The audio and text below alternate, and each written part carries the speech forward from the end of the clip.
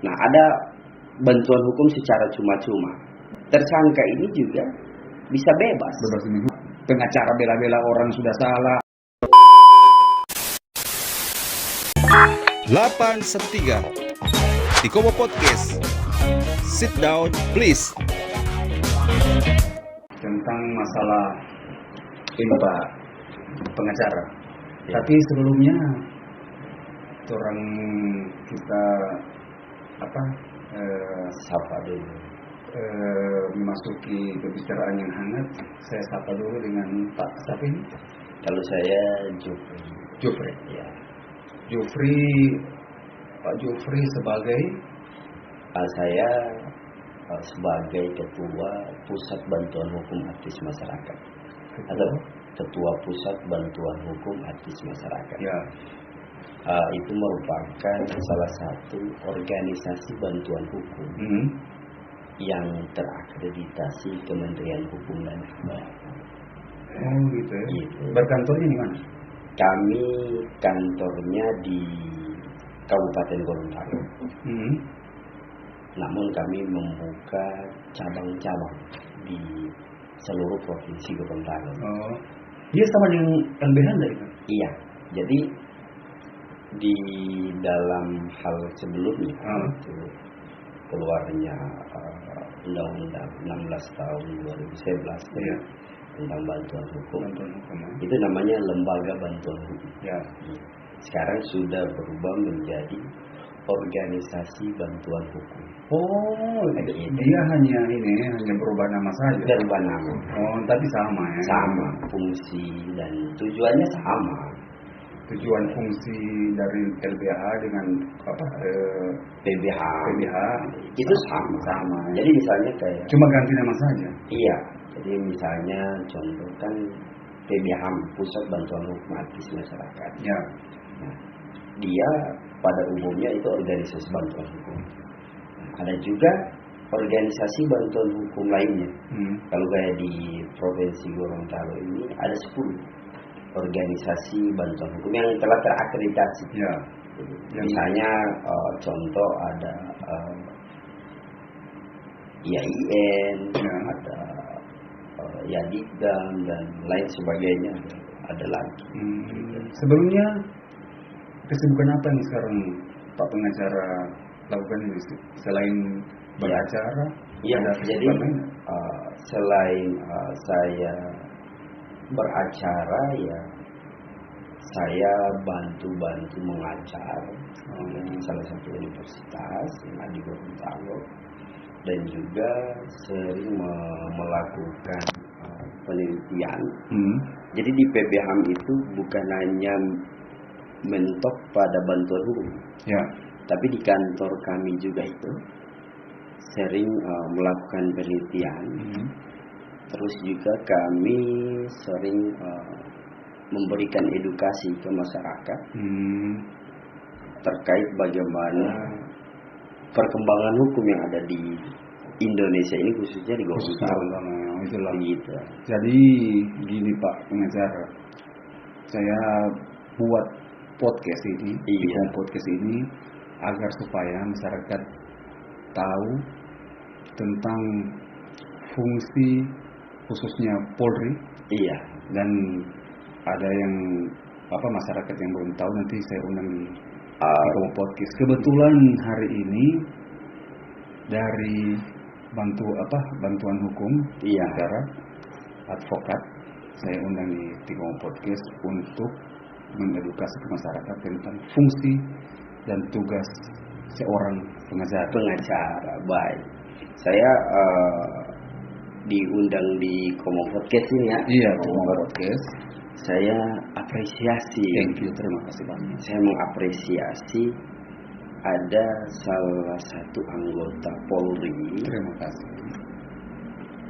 Memberikan ruang. Gitu.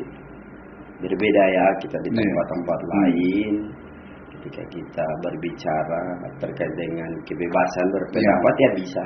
Ya. Tapi ini saya apresiasi karena pemikiran ini timbul dari salah satu anggota Polri yang tentunya mungkin ya ingin membagikan memang informasi saya suka sekali berbicara secara luas, dan juga mungkin basicnya di kepolisian mungkin lebih banyak memberikan edukasi, karena sangat penting hal-hal seperti ini, Komo, karena ini merupakan sebuah investasi sosial sebenarnya. Iya. Kenapa saya bilang investasi sosial? Ini merupakan hal-hal kebaikan. Ya. Karena saat ini bicara terkait informasi, administrasi, itu merupakan momok. Ya. Bagi masyarakat kurang mampu. Gitu.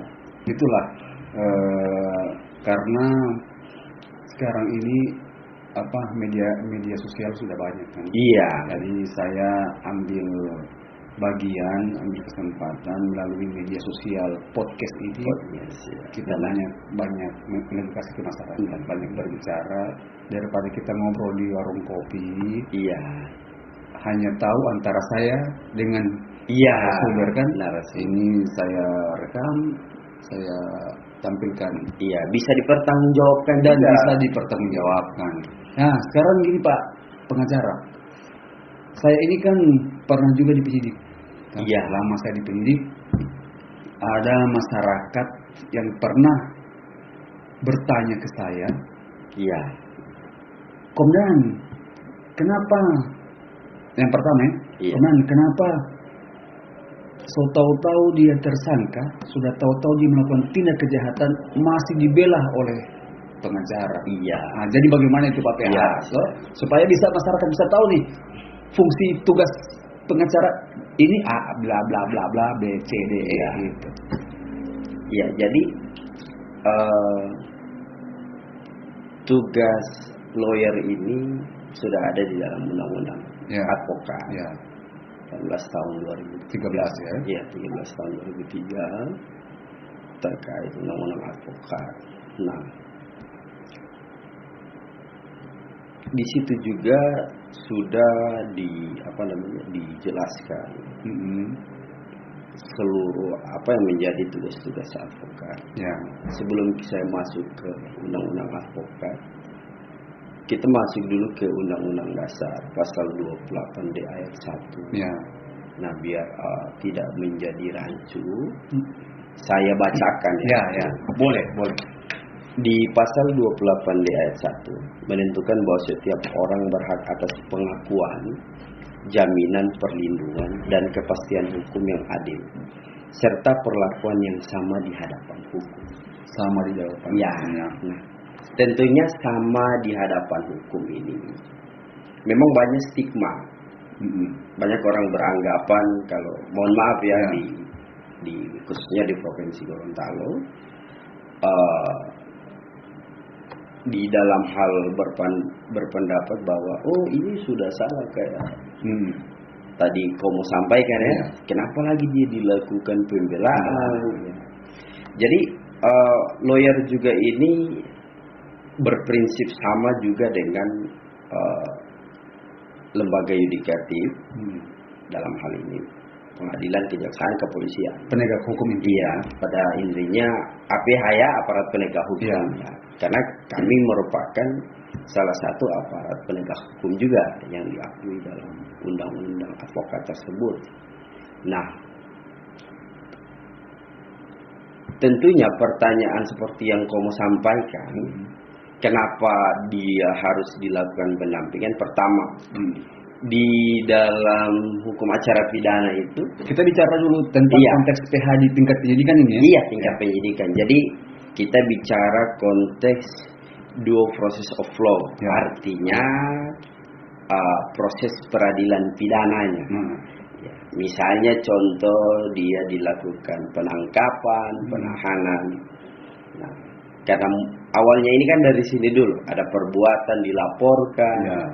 Nah, terus dilakukan pendampingan.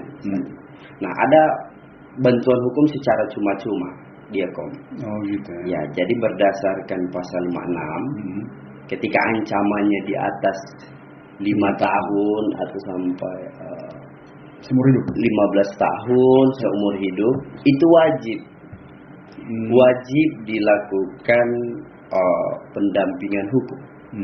Nah, ketika dia merupakan orang tidak mampu, maka penyidik tidak lagi bersusah-susah misalnya untuk mengeluarkan biaya untuk melakukan penunjukan. Nah, sekarang dalam prakteknya ini hanya tadi Pak pengacara bilang hanya sebagai pendampingan.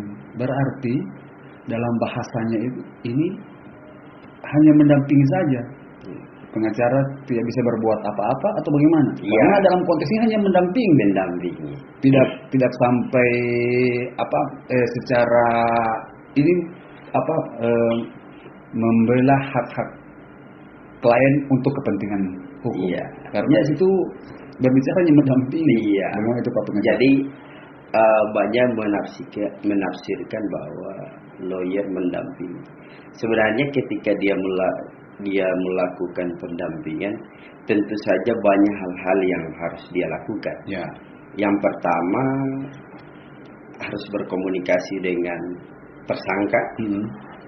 Terus yang kedua kita harus berkomunikasi juga terkait persoalan ini dengan penyidik itu sendiri. Ya. Bagaimana terkait perbuatannya ini, apakah perbuatannya ini terpenuhi atau tidak dari alat buktinya ya. Nah, kalau misalnya dia tidak terpenuhi, maka dia harus dilepaskan. Nah sekarang begini, ketika tersangka itu yang pertama 2 alat bukti 2 unsur telah terpenuhi. Iya. Dia melakukan tindak pidana. Yang kedua pengakuan tersangka memang dia melakukan tindak pidana. Iya. Sekarang dalam konteks untuk pengacara mendampingi yang bersangkutan, ini di mata hukum, di mata penyidikan, fakta penyidikan sudah sesuai ya. Sudah sesuai. Kenapa lagi masih alat bukti? Iya, contoh gini. Iya. Contoh orang kita bicara tentang yang di luar, kebanyakan masyarakat pasti ngomongnya itu. Iya. Para koruptor. Iya. Para koruptor itu sudah tahu-tahu merugikan negara, sudah tersangka. Banyak pengacara yang ingin mendampingi. Iya. Seorang koruptor ini. Iya. Ini saya suka sekali tanya dari dulu ini pengen tanya cuma karena jadi berkecamuk ya di dalam. Karena bukan di krim, cuma di bagian umum yang narkoba. Iya. Hanya di hati saya. Iya memang. Cuma teman-teman pengacara banyak sih yang saya tanya begitu. Iya. Nah, jadi kenapa pentingnya dalam hal ini dilakukan pendampingan? Karena ini merupakan amanat undang-undang. Ya. Karena dalam hal proses jangan sampai di sini kan dilakukan pendampingan itu merupakan hak, salah satu hak ya. Dari salah seorang tersangka. Nah, ketika dia tidak dilakukan pendampingan, proses yang dilakukan oleh penyidik itu bisa batal. Justru malahan ketika dia tidak dilakukan pendampingan, terus dia diproses, kan menyalahi. Dia menyalahi. Bisa-bisa tersangka ini juga bisa bebas. Bebas demi hukum. Karena hak-haknya tidak terpenuhi. Nah, gitu. Walaupun misalnya perbuatannya terpenuhi, tapi haknya untuk didampingi penasihat hukum tidak terpenuhi, dia bisa lepas, bisa bebas. Begitu. Makanya dia harus tetap didampingi untuk memastikan proses ini berjalan sesuai dengan peraturan perundang-undangan yang lain. Jangan sampai misalnya ya, tapi di Gorontalo tidak ada ya, di Polda Gorontalo ataupun ke jajarannya mungkin tidak ada. Misalnya dalam hal pemeriksaan dilakukan misalnya pemaksaan, kekerasan. Sekarang kan polisi sudah profesional karena saya lihat sekarang tanpa mereka melakukan misalnya ya tanpa dilakukan pemaksaan. Sekarang penyidik lebih hebat, lebih profesional dalam hal pengungkapan tindak pidana ya. Makanya banyak orang tanya, sampai saya sampaikan bahwa bisa jadi lawyer itu, pengacara itu bisa terancam juga ketika misalnya melakukan pendampingan. Karena kan orang belum paham, belum memahami peran lawyer secara umumnya ini bagaimana. Ya. Nah, makanya saya sangat berterima kasih saya diundang di Komo Podcast ini. Ya. Karena ya sekarang ya untuk perkara tindak pidana ya, baik kayak kamu sampaikan narkoba, korupsi, dan tindak pidana umum lainnya meningkat. Ya. Apalagi situasi pandemi saat ini, perkara meningkat itu pencurian, ya, dan juga asusila gitu. yang lagi hangat sekarang. Nah, pernah ini pengalaman saya Pak pengacara. Saya pernah melakukan penyidikan kasus tindak pidana narkoba saat itu. Tindak pidana. Iya. Karena berdasarkan undang-undang, ancaman hukumannya di atas 5 tahun, saya menunjuk seorang advokat, pengacara. Iya. Nah, setelah itu saya ketemukan antara pengacara dan tersangka. Iya. Berjalannya waktu, pengacara ini setahu saya dalam amanat undang-undang advokat juga 18 nomor 18 2003 itu ketika di penyidikan adalah pasif. Iya, pasif. Betul. Sekarang ketika saya belum melakukan pemeriksaan kepada tersangka, saya melakukan pemeriksaan kepada saksi-saksi. Iya. Advokat ini berusaha bagaimana saksi-saksi melakukan salah satu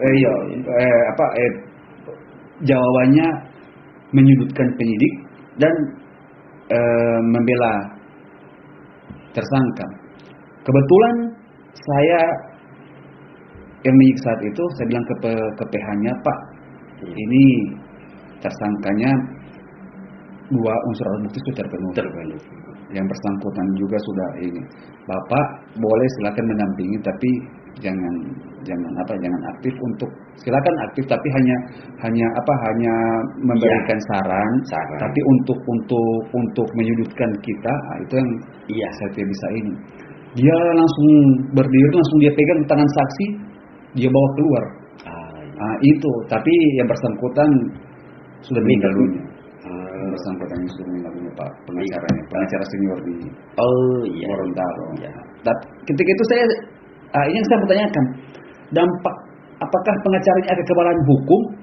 Dampak hukum apa yang akan terjadi ketika bertindak sebagai yang tadi itu, Pak pengacara? Jadi yang saya tanyakan ini. Jadi memang hak imunitas ya. Iya, hak imunitas.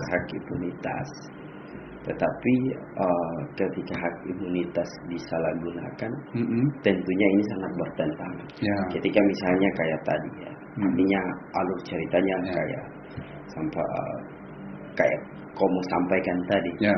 Nah, ini kan bisa masuk dalam kategori menghalang-halangi penyidikan kan? Penyidikan. Ya. Nah, bisa saja kan ini. Apalagi dalam hal perkara narkotika. Ya. Perkara narkotika itu yang pada umumnya unsur menguasai itu tertangkap tangan secara otomatis. Ini pengalaman saya. Ya. Pengalaman saya beracara. Ya. Tentunya saya juga banyak memegang perkara-perkara narkotika yang saya pegang, ya alhamdulillah ada ya perkara-perkara yang dia putus sebagai pemakai. Dan sering saya di dalam hal pembelaan itu, kalau namanya perkara narkotika, saya sering meminta bahwa klien saya itu harus direhabilitasi. Kalau memang dia terbukti sebagai pemakai, dia terbukti sebagai pemakai. Tetapi kalau yang kamu sampaikan tadi itu menyalahi konteks yang ada, gitu. Bisa kami juga kena, karena ada contoh beberapa advokat nasional ya. Iya, advokat nasional yang kita tahu bersama itu dikenakan terkait. Kemarin itu saya sebenarnya ingin lanjutkan tentang perkara itu. Cuma karena kita sama-sama di penegakan hukum, paling beliau juga miskomunikasi. Miskomunikasi. Jadi saya tidak terlalu ini, nanti besoknya saya periksa lagi kan. Periksa lagi. Kan sudah lego. Iya. Yang berikutnya lagi Pak pengacara.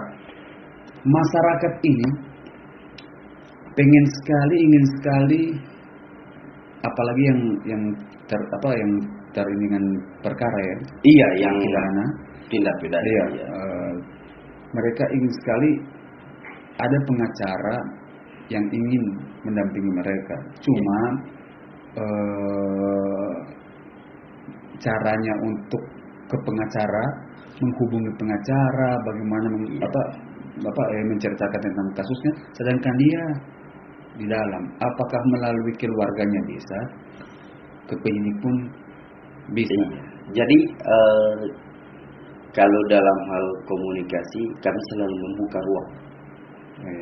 Siapa saja yang datang di kantor kami, mau omnya, sepupunya, ataupun misalnya dia beritahukan ke penyidiknya, bisa. Karena kenapa ini sangat penting? Karena memang kalau ketika tersangka di dalam penjara, hilang komunikasi. Tetapi ketika dia ingin menggunakan haknya, itu wajib siapa saja bisa membantu. Kami biasanya kalau perkara-perkara perkara-perkara kan yang dilakukan penunjukan yang di atas 5 tahun. Ya. Tetapi ada juga yang dilakukan penunjukan di bawah 5 tahun. Iya. Nah, biasa ada aparat desa. Bisa nggak di bawah 5 tahun itu bisa didampingi? Bisa pada prinsipnya ketika dia meminta bantuan hukum. Bisa ya. Wajib dilakukan pendampingan. Ya. Karena di undang-undang advokat itu tidak membatasi. Kalau di KUHP kan kita membatasi di atas 5 tahun. Ya. Tapi kalau di undang-undang advokatnya kami itu di bawah 5 tahun. Justru ada salah satu disertasi Dewan Pembina kami Pak Dr. Ramdan. Dia mengangkat terkait bantuan hukum. Nah, jikalau bisa negara ada perubahan di KUHP misalnya, bahwa bantuan hukum itu tidak nanti yang 5 tahun. Di bawah 5 tahun. Namanya dia tersangkut 4 tahun 11 bulan saja itu sudah udah mau dekat 5 tahun. Udah dekat 5 tahun. Jadi tetap karena bahasa KUHP 5 tahun. Harus 5 tahun.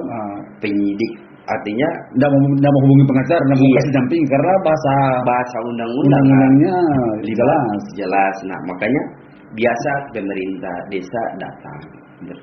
Dan kami di Pusat Bantuan Hukum Advis Masyarakat, kami telah membentuk simpul-simpul. Ya. Itu namanya paralegal PBHAM yang tersebar di seluruh kecamatan di Provinsi Gorontalo. Ya. Jadi ketika ada perkara, kami juga kan sering melakukan penyuluhan hukum. Per kecamatan ataupun per desa. Ya. Nah, jadi ada terbentuklah paralegal ini. Nah, mereka akan menghubungi bagaimana terkait misalnya perkara di desa ini kan perkara biasa banyak perkara tanah gitu. Nah, ketika kami bisa memberikan konsultasi, kan kalau bantuan hukum itu semua gratis komo. Gitu. Tidak boleh dipungut biaya. Itu yang menjadi garis besar di podcast hari ini tentang masalah biaya untuk pendampingan karena masyarakat kita ini kan kita bisa lihat ekonominya banyak kan taraf di bawah. Mereka itu takut gara-gara biaya, iya benar, memang benar terkait dengan. Jadi saya garis bawahi bahwa pendampingan hukum bantuan hukum secara cuma-cuma, baik konsultasi, mediasi, ini yang secara istilahnya non litigasi, belum masuk ke proses ini secara ke pengadilan, gitu.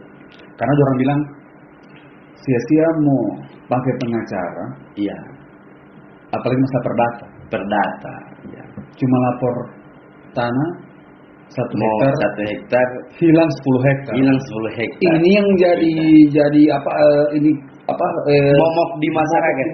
Pemikiran masyarakat itu kebanyakan daripada lagi kita mau hilang tanah 1 hektar 10 hektar sudah ya ikhlaskan yang 1 hektar itu, atau kita berjuang sendiri saja tanpa PH. Tapi mereka tidak tahu.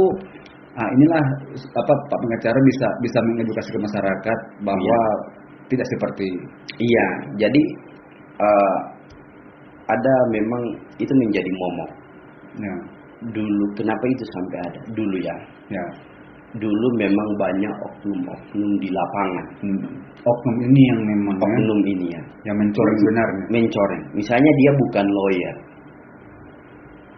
Ada juga. Iya ada. Banyak mafia perkara juga. Mengatasnamakan lawyer. Misalnya mengatasnamakan lawyer. Kan mohon maaf ya, insya Allah di Gorontalo tidak ada ya. Kalau di kota-kota besar itu banyak. Iya. Istilahnya Markus ya. Padahal dia bukan lawyer, bukan apa. Ya tidak termasuk inilah. Nah, makanya ada oknum-oknum LSM misalnya begitu. Nah, ketika misalnya mau dimintai pertanggungjawaban, sulit, dia menghilang, dia ke daerah lain lagi. Kan banyak yang begitu. Jadi hal yang begini yang terjadi itu akan mencoreng kami sebagai lawyer. Gitu. Nah, berbeda. Jadi gini ya Pak pengacara, perlu bisa dipahami juga sebenarnya pengacara itu membantu masyarakat atas dasar undang-undang, itu yang pertama. Iya. Yang kedua untuk budgetnya, untuk biayanya ini yang gratis ya. Ada yang jadi biaya bantuan hukum secara cuma-cuma itu, biaya pendampingan hukumnya gratis. Sekarang kita berbicara tentang yang tidak gratis. Yang tidak gratis. Gimana itu Pak pengacara? Ya kalau misalnya, kalau boleh dibahas di podcast ini, jadi kami itu ada 2 kantor. Ya. Jadi sebelum saya masuk ke situ saya sampaikan ke masyarakat bahwa untuk melihat bahwa lembaga itu berdiri secara resmi, pertama harus dilihat dulu. Saya sampaikan ke masyarakat, kalau ada yang menyatakan bahwa dia advokat, jadi harus lihat kartu tanda advokatnya, istilahnya kartu anggotanya. Iya, anggota. Kalau di kepolisian kan KTA-nya dilihat, dia polisi di mana, kan gitu. Kalau kami ini misalnya, kan organisasi advokat banyak sekali. Ada Peradi, kalau saya Peradi ya, Peradi, ada IKADI, di Gorontalo ada berapa? Ada KAI. Di Gorontalo itu yang saya sampaikan, ada Peradin, itu. Jadi banyak. Nah, makanya ini dimanfaatkan. Nah, tahun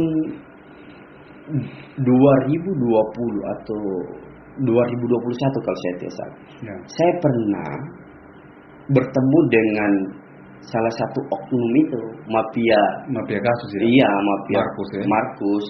Itu ditahan di Polda Gorontalo. Iya, ditahan di Polda Gorontalo itu karena mengurus perkara tanah, tapi ya sudah diambil uangnya, tapi perkaranya nggak jalan. Maka tidak selesai. Makanya dilaporkan. Dia mengatasnamakan bahwa dia advokat, padahal tidak. Ini yang harus kami antisipasi. Karena akan dapat mencoreng kan begitu. Jadi lihat dulu identitasnya. Lihat dulu. Kalau dia mengaku lawyer. Tapi ada juga lembaga swadaya masyarakat. Juga yang tidak juga seperti itu. Mereka justru misalnya dapat kasus. Mereka bawa ke kantor kami. Ada beberapa LSM yang sering membawa perkara di PB HAM itu. Begitu. Kalau misalnya perkara-perkara bantuan hukum banyak mereka bawakan. Saya bilang lebih baik bekerja seperti ini ketimbang para LSM ini bekerja sendiri aja. Kan begitu. Nah, terkait dengan hal-hal semacam itu, makanya masyarakat harus lebih pintar-pintar. Buang rasa ketakutan, karena memang secara psikologis juga, secara psikologi terkait masyarakat yang berhadapan dengan hukum yang misalnya tersangka. Itu merupakan, perlu digarisbawahi, mereka itu orang sakit.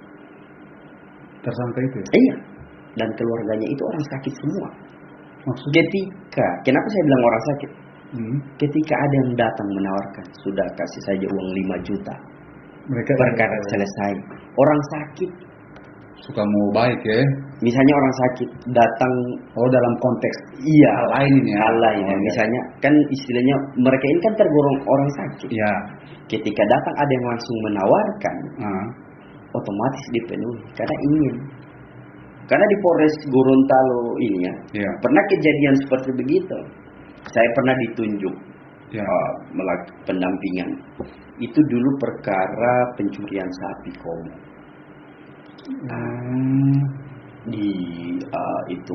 Tersangkanya itu ditangkap oleh tim Pandawa, teman-temannya komo ya.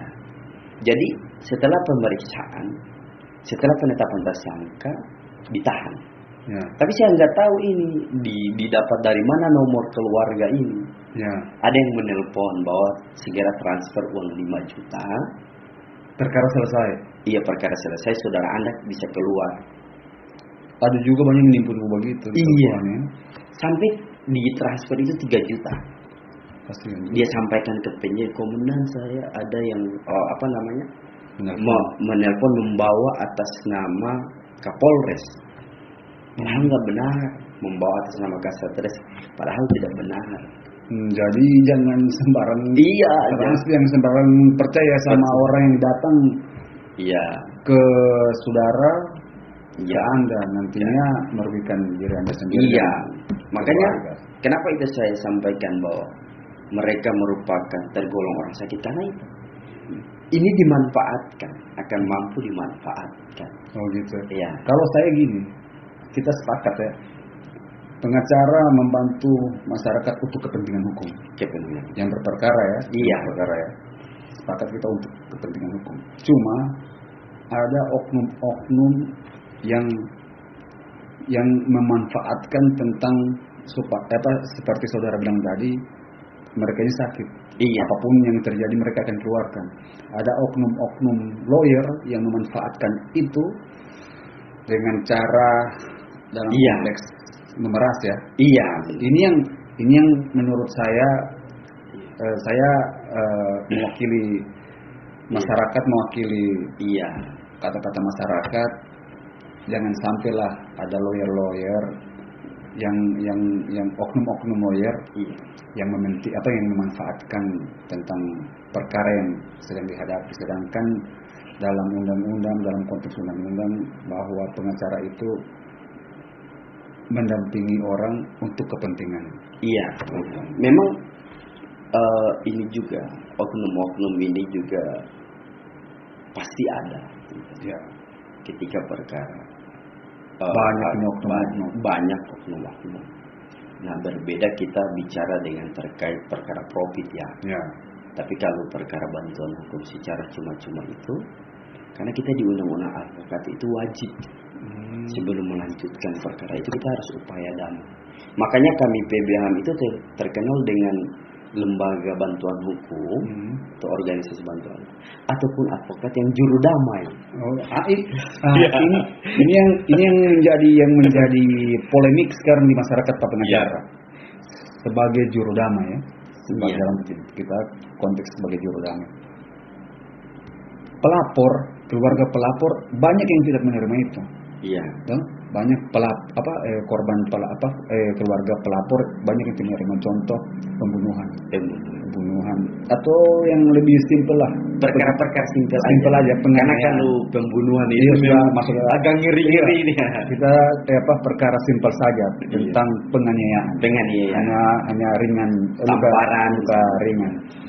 Pengacara datang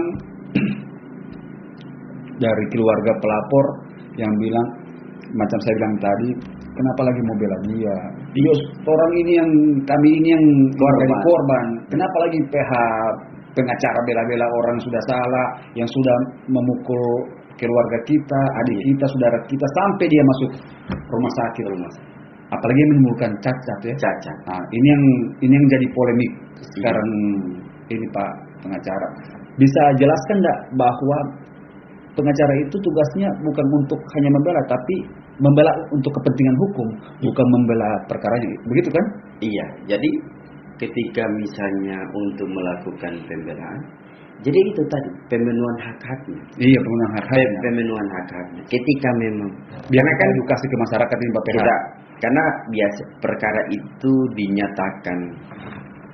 dinyatakan bahwa seseorang itu bersalah harus melalui putusan pengadilan. Ya.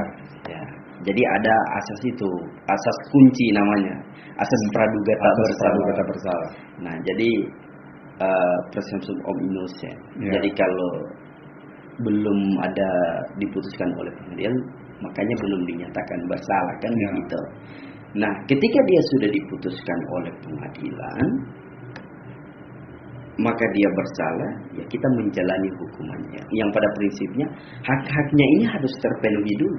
Iya. Begitu. Kalau tidak terpenuhi dan dia misalnya menggunakan penasihat hukum, terus misalnya contoh misalnya ada oknum, sudah nggak usah misalnya. Contoh, ada misalnya oknum misalnya, udah tidak usah pakai penasihat hukum. Misalnya oknum penyidik ya. Iya. Misalnya ini contoh aja, tapi di Gorontalo nggak ada seperti itu. Ketika dia ingin pakai penasihat hukum, terus ada oknum penyidik bilang, sudah nggak usah pakai penasihat hukum. Dia tentunya keberatan karena dia ini merupakan haknya. Tapi di Gorontalo tidak ada yang seperti ini.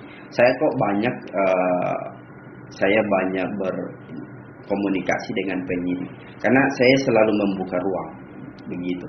Nah, jadi yang ketika dia tidak didampingi, maka justru perkara ini tidak bisa jalan. Gitu ya. Tentunya merugikan pihak korban, merugikan penyidik juga. Memproses perkara ini diproses kembali lagi. Karena kan contoh banyak pra peradilan misalnya terkait itu bisa dimenangkan, makanya itu, makanya wajib misalnya. Sebelum kita banyak sebenarnya kita menceritakan ini Pak pengacara, cuma karena batas waktu yang yang mengikat kita, bisa enggak saya boleh minta tips dari seorang pengacara untuk bahwa ketika ada perkara yang mau ditangani dari keluarga ke TH, ada enggak tips-tips supaya bisa masyarakat tahu tentang menghubungi jadi pertama di masyarakat, ketika ada masyarakat tidak mampu, cukup bawa KTP SKTM. Gitu ya. Surat keterangan tidak mampu dari kelurahan atau desa. Ketika ada keluarganya yang bermasalah dan langsung datang ke kantor kami. Kantor kami berada di Jalan Simon P. Haji Liputo. Tepatnya di belakang, di samping Alfamart yang depan SMA 1 Limboto. Iya, di situ. Kami juga sering beracara di pengadilan-pengadilan dan bisa langsung datang ke situ. Atau misalnya datang di pengadilan juga bisa. Datang di pemerintah daerah bisa. Kelurahan juga. Pemerintah kelurahan juga bisa. Karena memang bantuan hukum secara cuma-cuma itu ada biayanya, Biayanya itu dari kementerian yang tanggung negara. APBN melalui Kementerian Hukum dan HAM. Dan juga ada dari APBD. Gitu. Pemerintah Provinsi Gorontalo itu selalu menganggarkan di kepemimpinannya sekarang ini Begitu juga pemerintah Kabupaten Gorontalo. Banyak ada menganggarkan terkait dengan perkara pos biaya, perkara bantuan hukum. Di bantuan hukum. Iya, jadi saya pidana maupun perdata. Pidana, perdata, tata usaha negara. Gitu ya. Iya, PHI juga. Karena dia kompleks semua. Dananya gelondongan. Iya. Jadi terima kasih banyak Pak pengacara sudah bisa berbagi di Tikomo Podcast hari ini. Semoga apa yang dibicarakan hari ini bisa bermanfaat ke masyarakat, khususnya tentang edukasi masalah hukum, digarisbawahi tentang lawyer. Kita bisa berbicara lagi kapan-kapan masalah tentang masalah hukum yang ada ya saya banyak yang kita bicarakan. Iya. Sebelum saya akhiri Pak pengacara, satu kalimat untuk institusi Polri atau satu kata silakan. Iya, jadi untuk institusi Polri saya cukup bangga hari demi hari pelayanan selalu prima dan maksimal. Ya. Tentunya di dalam hal bicara pelayanan, tentunya ini merupakan sebuah hal yang prinsip bagi masyarakat. Makanya saya minta juga kepada Polri, para jajaran-jajarannya untuk dapat selalu membuka ruang. Karena memang saat ini semua intensitas kepercayaan publik itu harus ditingkatkan. Terima kasih. Oke, insya Allah sukses selalu kamu ya. Siap, terima kasih Pak pengacara. Iya, insya Allah. Sehat terus.